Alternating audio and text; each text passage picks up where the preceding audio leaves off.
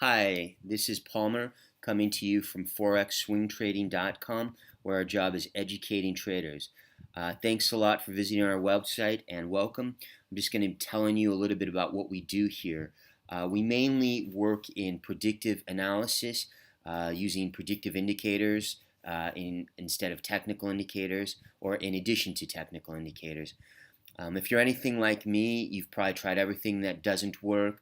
Everything from EAs or robot traders, magic indicators, news trading, Elliott wave, divergence, trend following, and breakout trading.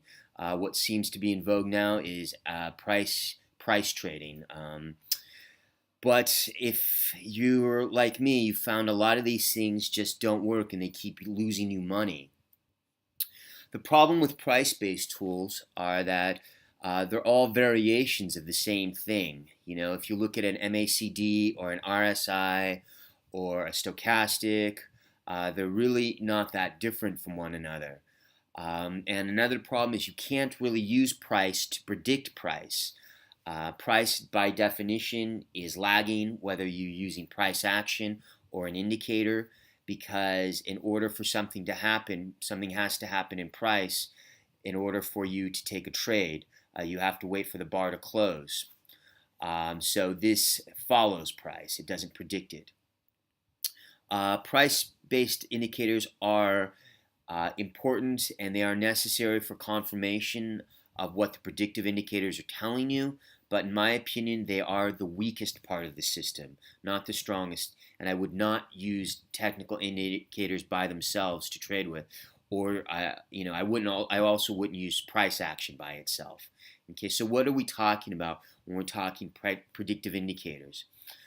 There's a lot of different predictive indicators. The difference is that predictive indicators describe the underlying structure of the markets, whereas price indicators just react to the markets. It's following along. So some of the things we use here include things like volume spread analysis or VSA. You've probably seen this from Richard Wyckoff, a very famous trader. Time-based analysis. This is a little bit different than what WD Gann uses. Our time-based analysis is using a particular software, and it really simplifies things, makes it a lot more accessible. If you've ever tried Gann, it's very complicated. We also use seasonal analysis. We use cycle analysis, market astrophysics. This is the movement of moon and the sun and other planetary bodies. I know if you're skeptical, I was too, but I've done studies on this, and I've looked at studies done by the Atlanta Reserve Board as well as the Royal Bank of Scotland, who all say that planetary bodies do indeed affect markets. Of course, we're going to use things like support and resistance and confluence levels, and we also look at bank manipulation and how big banks manipulate markets and how you can take advantage of this. So the difference between predictive indicators and technical indicators. Okay, so obviously predictive indicators predict markets. Technical indicators, again, follow markets. They react to price. Some of the advantages of predictive indicators is one, you don't require as much screen time because you can see at what time turning points are likely to occur. You just need to be in front of your screen during these times rather than sitting at your screen all day waiting for something to happen. There's a greater accuracy when it comes to predictive indicators, used in conjunction with technical indicators. There's a reduced risk because you're getting in on the move earlier. You don't have to take these huge stop losses. And because you're getting in earlier, you've got a lot more profits. So your risk to reward ratio is much, much lower. Okay? So the risk is lower and the reward is much greater. You can actually plan your trades. You know about these trades weeks ahead of the time. Again, this means less screen time. It means you can actually have a life. You can look at your time-based analysis and say, look, there's a big move coming in at about 1 o'clock in the afternoon. So if I'm at my screen by 12 or 12:30, that's fine. I can go out, have breakfast, do what I need to do, and have a life. Okay, so this is an example of a seasonal analysis, a predictive indicator. Here we have a chart of the euro Australian dollar. As you can see, this was a big drop that we knew weeks and months ahead of time. The actual drop, the predictive indicator, said that the drop was going to come around March 7th. The actual drop came about March 12th. So it was a little bit earlier in predicting, but you knew about it ahead of time. And as you can see, it dropped until the beginning of April, and then there was a subsequent rally, which was also predicted. This was a drop for about 700 pips, which again, you knew weeks, even months ahead of time. Okay. So we look at a lot of different predictive indicators. I call what I do 8-point analysis. There's 8 different things that we look at. You don't have to use all of it, okay? You need to find your own style, find what works for you, what suits your personality.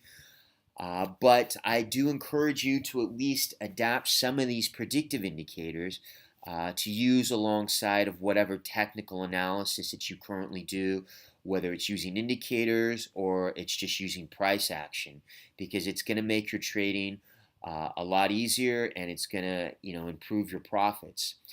If you're doing things like trend following or using breakout systems, or just using a system that's too simple,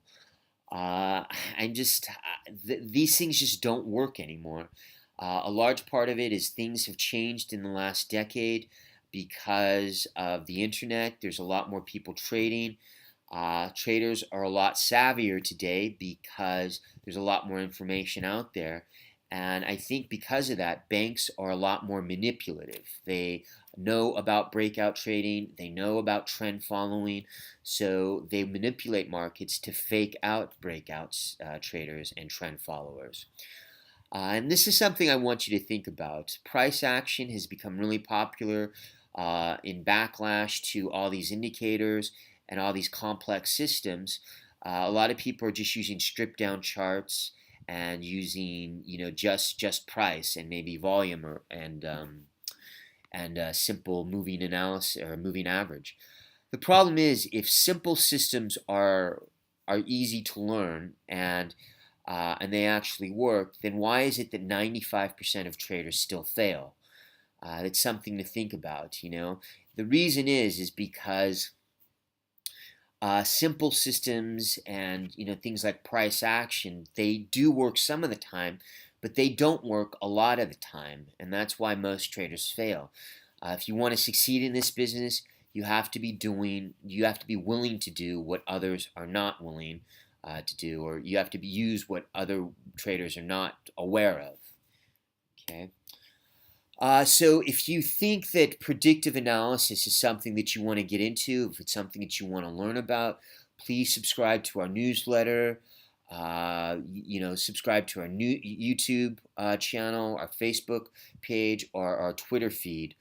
Come back and visit us. There's a lot of great free information here that we're going to be posting, and take a look at some of the different software programs that I use to predict markets instead of just follow them. Thanks a lot for visiting us at ForexSwingTrading.com, and I hope that your trading goes well.